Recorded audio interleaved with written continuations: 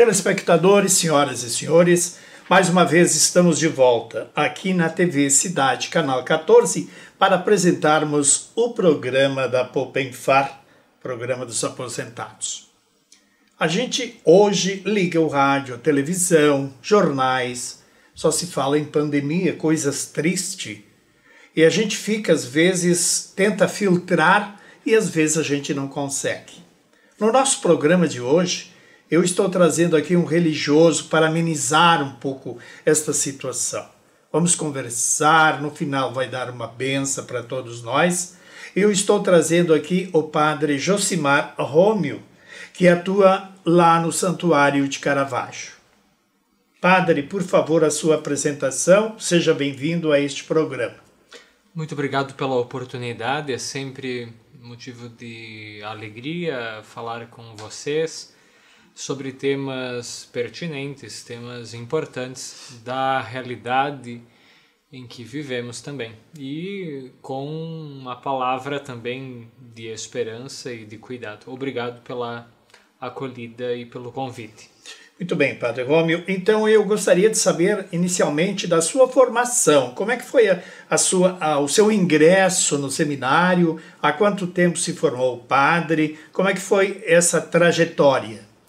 Muito bem, eu ingressei no seminário em 1999 e o processo de formação foram de duas faculdades, de filosofia na UX, em Caxias, e em teologia na PUC, em Porto Alegre. E a conclusão da faculdade de teologia foi no ano de 2009, o ano em que fui ordenado sacerdote. No final de dezembro de 2009, eu me tornei padre. E a partir do ano de 2010, o meu primeiro trabalho foi no seminário de Caxias do Sul. Trabalhei no seminário por 5 anos. Depois desse período de trabalho no seminário, 2 anos numa paróquia em Caxias do Sul, também em Caxias, e agora já fazem 5 anos que estou em Farroupilha, no Santuário de Nossa Senhora de Caravaggio. Depois da graduação, tanto da faculdade de filosofia como de teologia, depois da graduação eu fiz uma especialização em formação sacerdotal e um mestrado em teologia também. Muito bem, a gente sabe e conversamos até fora do ar com o senhor a respeito hoje da política adotada para a formação de novos sacerdotes. A gente sabe que alguns anos atrás tinha uns seminários que funcionavam aqui, mesmo em Farroupilha, um seminário muito grande. Hoje não temos seminaristas, Caxias e outra região, Veranópolis e tantas outras cidades que tinha aquelas crianças, adolescentes, para se formar padre. Hoje a política de formação me parece que mudou. Eu gostaria que o senhor falasse sobre isso, que não é mais as crianças, pode ser o adolescente, mas já adulto com uma pequena formação, desde que tenha vocação. Como é que funciona esse trajeto para chegar a ser padre? Muito bem. Depois de 1500 anos do início da igreja, mais ou menos, se iniciaram os chamados seminários, locais de acolhida e formação dos futuros padres. Antes, como eram formados especialmente nas paróquias pelos já padres, os seminaristas eram formados e também escolhidos pela igreja para se tornarem padres. Mas, com o Concílio de Trento, se insistiu muito na questão dos seminários locais, centrais para a formação. E o ingresso nos seminários, então, dos jovens, das crianças até. Até pouco tempo atrás, inclusive menores de idade, adolescentes, enfim, do ensino médio, estavam no nosso seminário de Caxias, por exemplo. e foi se discernindo os padres com o bispo, um processo de discernimento sobre a formação sacerdotal, e se optou por acolher não mais menores de idade, mas sim maiores de idade, com já um maior discernimento pessoal. Então, ao concluir o ensino médio, hoje, esta é a possibilidade. Na conclusão do ensino médio, o ingresso no seminário. Há um acompanhamento que pode ser feito antes, mas não o rapaz residindo num seminário. A gente chama isso grupos vocacionais. Existem grupos vocacionais em Caxias, Carlos Barbosa, Bento Gonçalves, Nova Prata, algumas cidades da região. Então, o jovem permanece na família, faz esse acompanhamento em alguns dias para o possível ingresso num seminário na conclusão do ensino médio. Então, quando dá a conclusão do ensino médio, aí sim a possibilidade do ingresso. Então, hoje nós temos sim seminaristas nesta fase e fazem o seu discernimento acompanhados por bons padres nos seminários. Não necessariamente que ele permaneça no seminário, então pode ser acompanhado na sua residência, desde que ele tenha interesse em ser o padre, né? Isso mesmo, esse acompanhamento é feito como um pré-seminário. A gente chama grupos vocacionais, grupos de jovens que se reúnem para justamente debater, refletir, conversar sobre a vocação, o ser padre, hoje, na época em que nós vivemos. Então, estes grupos servem como introdução ou preparação para o ingresso no seminário depois. Não se exclui o ingresso no seminário, mas se prepara em casa, ou seja, na cidade onde se está, com grupos que se reúnem periodicamente, mas não residem num seminário. Depois sim, a residência. A partir da fase que se chama propedêutico, que é um termo que significa que serve de introdução a, então a partir do propedêutico, que é depois do ensino médio, um ano antes da faculdade de filosofia, há já aí o ingresso no seminário. Muito bem, outra coisa também, eu tenho acompanhado, o senhor está já no seminário há 6 anos, 5 anos por aí, e eu percebo que o senhor é meio que coringa lá em Caravaggio, lá no santuário. Eu vejo o senhor atendendo os fiéis, fazendo as celebrações, confessionário e tal. Qual é o seu cargo dentro do santuário de Caravaggio, padre Josimar? Muito bem, eu fui nomeado pelo bispo auxiliar do santuário de Caravaggio. E justamente o padre auxiliar é o padre que ajuda naquilo que for preciso. Então, tanto no atendimento individual dos fiéis, quanto no atendimento dos grupos. Então, confissões, bênçãos, missas, terço, palestras, entrevistas, como estamos fazendo agora. Então, aquilo que for preciso, eu estou à disposição, até porque fui nomeado para isso. Então, o bispo, na época, Dom Alessandro Ruffinoni, mas também, atualmente, Dom José Gislon, ambos me pediram para exercer esta função de padre auxiliar no Santuário de Caravaggio. Esta razão que o senhor está em todas, Coringão de Caravaggio.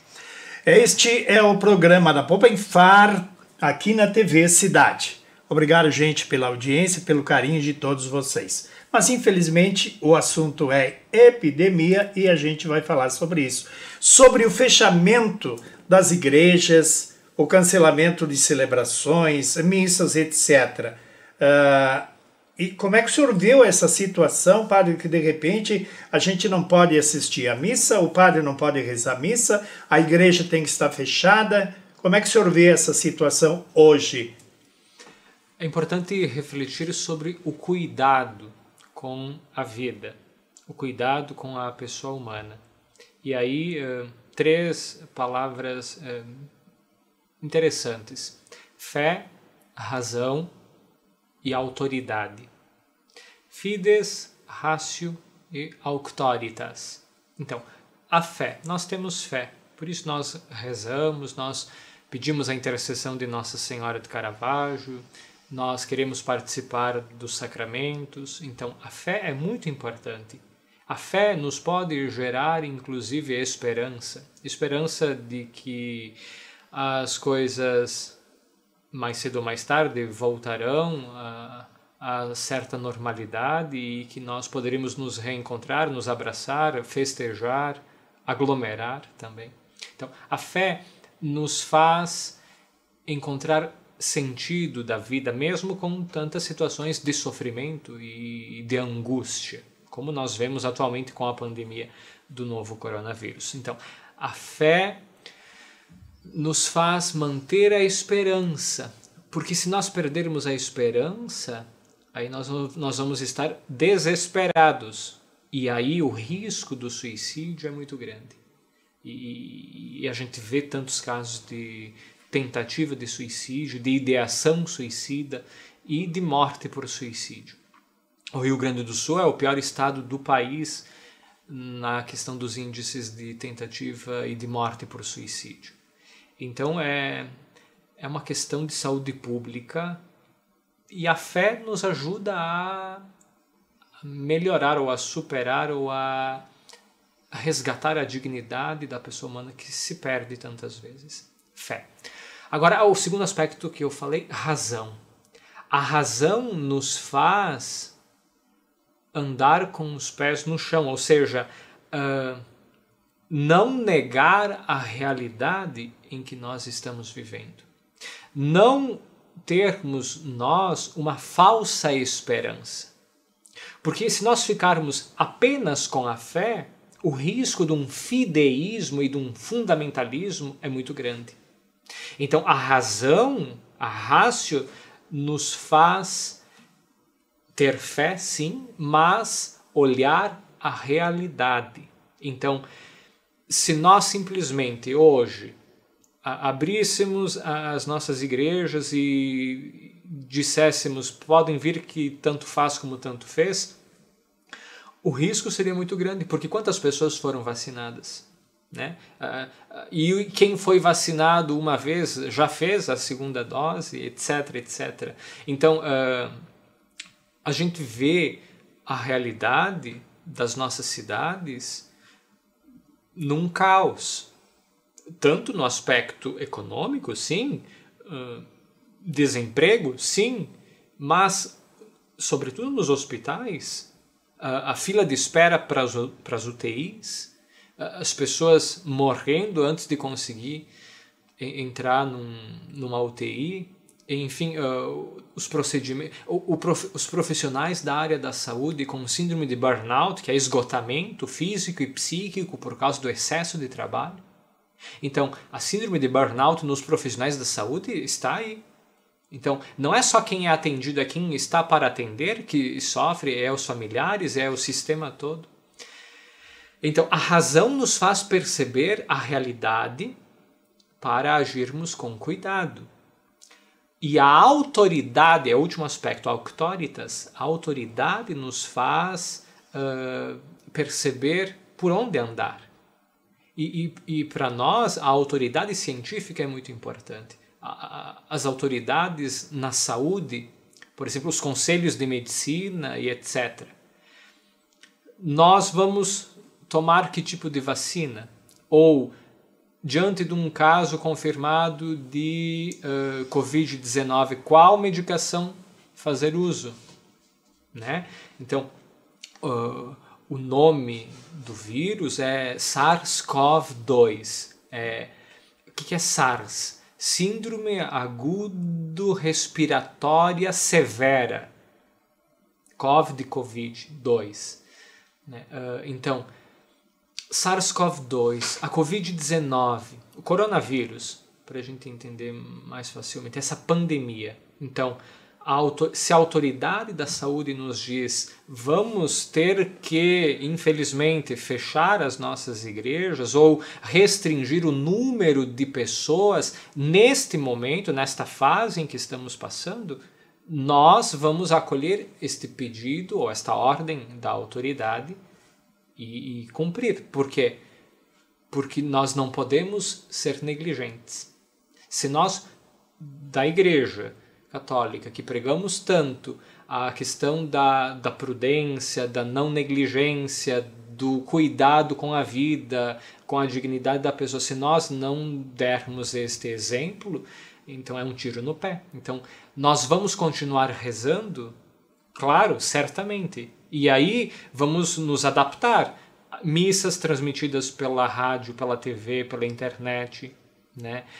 Bênçãos que também são difundidas por estes meios, as mídias digitais, etc, etc. Então, nós vamos continuar promovendo a oração individual ou familiar, então as pessoas que acompanham, mas neste tempo, infelizmente, não nas igrejas, porque não estamos ainda prontos para isso. As missas foram praticamente, digamos assim, canceladas em alguns horários. Isso não quer dizer que a igreja fique totalmente fechada. Existem celebrações, existem missas acontecendo ainda nas igrejas. Claro, diminuindo os horários. Mesmo presencial, à distância, álcool gel. Isso está acontecendo aos poucos, menos com horário reduzido, não é verdade? Com certeza. Nós temos, inclusive, uma multiplicação de atividades religiosas no sentido seguinte. É a missa, sim, mas não apenas. Tem o terço, tem a via sacra no período da quaresma. No Santuário de Caravaggio, por exemplo, nós fazemos a oração de adoração com TZ, cânticos de TZ. Então, momentos de espiritualidade, momentos de oração, sim. Há uma restrição nos horários das missas, sim. Fora da pandemia, nos domingos, às 6h30 da manhã, nós tínhamos missa. Mas agora, se não há possibilidade de pessoas, então não há por que nós fazermos uma missa às 6h30 da manhã, nós já temos às 8 da manhã. E se já temos às 8, por aqui, ou não há agora, nesse momento, do porquê das 10, mas às 11 sim. Então, há o bom senso, eu diria, o bom senso. Nós não cancelamos tudo, mas nós não mantemos tudo. Nós proporcionamos momentos fortes de oração, sim, neste período também. Isso não impede que os fiéis vão assistir à missa ou assistam pelas redes sociais. Isso poderia, de repente, afastar um pouco os fiéis da igreja ou não tem nada a ver, apenas pelos cuidados que as pessoas estão tendo, como vocês, padres, estão tendo com os fiéis que vão até lá, não é verdade? Verdade. Nós seguimos a orientação do governo do estado, por exemplo, com a classificação das bandeiras, né? Na bandeira preta há uma restrição maior, bandeira vermelha aí já diminui essas restrições. Então, nós seguimos estes protocolos. Poderão alguns se afastar? Sim, poderão.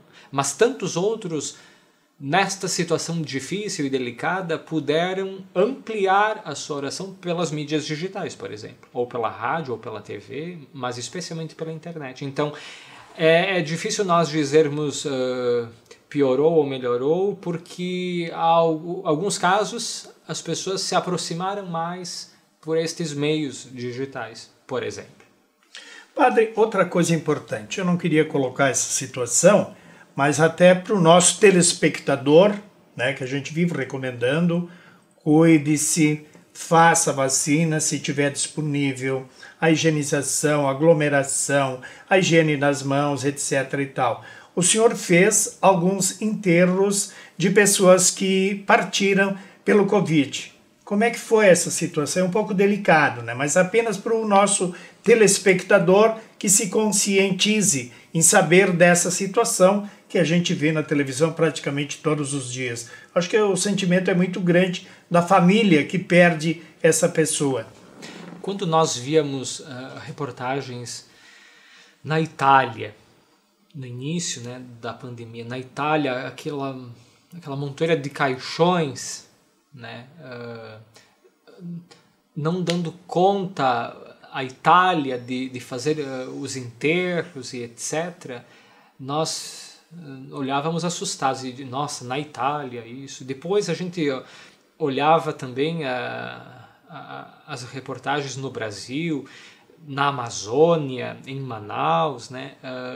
Nossa, que situação complicada, não é verdade?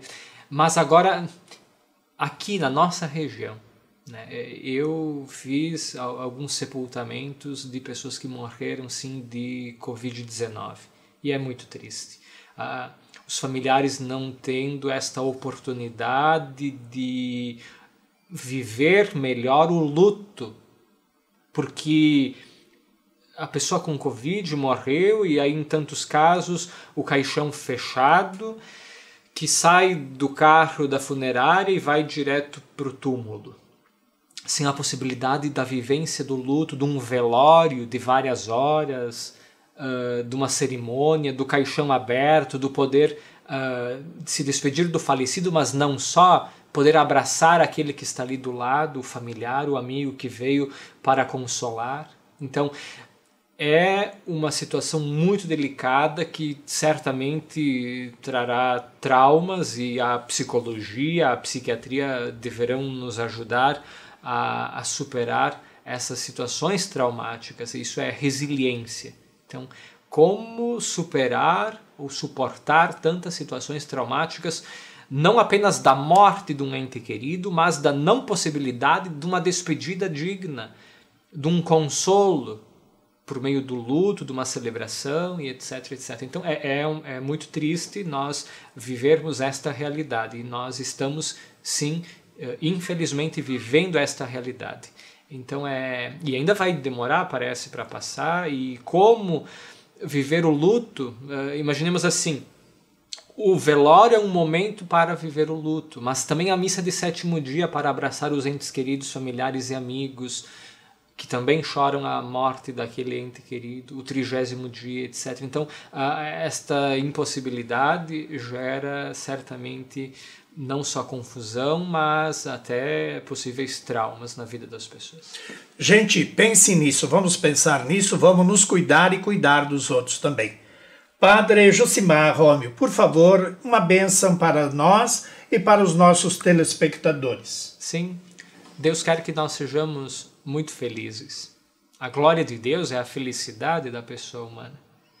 E a felicidade é saúde do corpo e do espírito, sim, mas é também paciência nas dificuldades, é trabalho, é uma família querida, é amigos, é tanta coisa. Então, Deus quer que sejamos felizes. Vamos pedir a graça e a bênção de Deus, a intercessão especial de Nossa Senhora de Caravaggio para nós, nossas famílias, nossos amigos, nosso trabalho, nossos projetos, nosso futuro.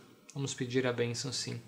Por intercessão da bem-aventurada Virgem Maria, Nossa Senhora de Caravaggio, por intercessão de São José, esposo da Virgem Maria, Deus que vos conhece e vos ama, também vos abençoe e vos proteja sempre. Em nome do Pai, do Filho e do Espírito Santo. Amém.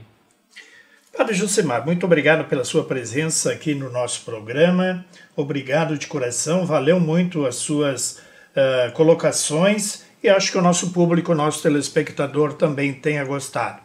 Até uma próxima vez, gostaria que o senhor se despedisse também do nosso público, nosso telespectador, e o programa da Popemfar, que é o programa dos aposentados. Muito obrigado pela acolhida, obrigado pelo convite. Agora eu falo especificamente para os aposentados. Vamos fazer assim. Eu prometo que quando eu me aposentar eu não vou ser ranzinza nem chato. E se eu não cumprir com este propósito, vocês aposentados podem me cobrar.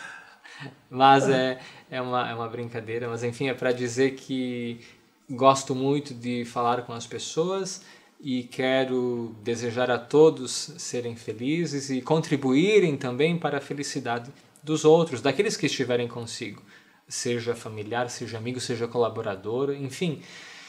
Deus abençoe e contem comigo. Sempre que precisarem, estou à disposição. Muito obrigado, foi um prazer enorme conversar com o senhor. A gente sempre aprende alguma coisa, evidente, né?